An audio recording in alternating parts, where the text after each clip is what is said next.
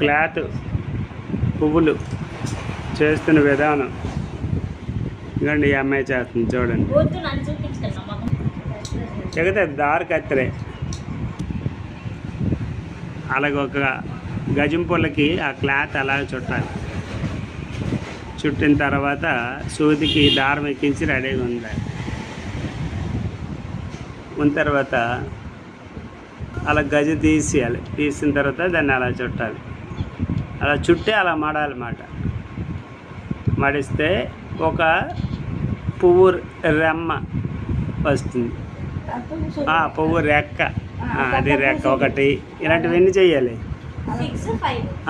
5 కానీ 6 కానీ రెమ్మలు చేసిన తర్వాత ఇలాగ 5 రెమ్మలు కలిపితే ఇలాగ వస్తుంది పువ్వు. ఇది 5 రెమ్మల పువ్వు, ఇది 6 రెమ్మల పువ్వు. చూసారా ఎంత బాగుందా? ఇది 5 రెమ్మలు,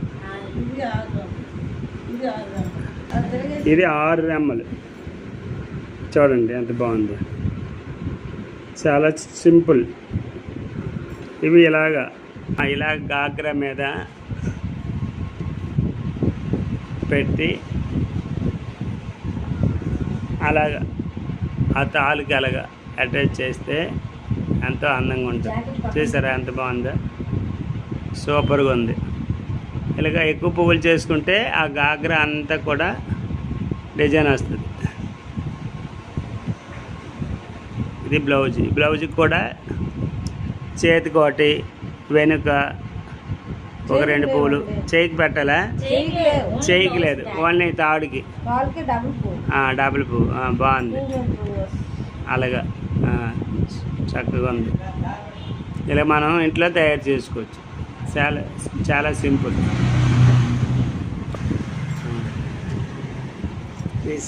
తాడుగా అలాగంచి అలా తాడుకు పెడతావు ఆ పువ్వులా?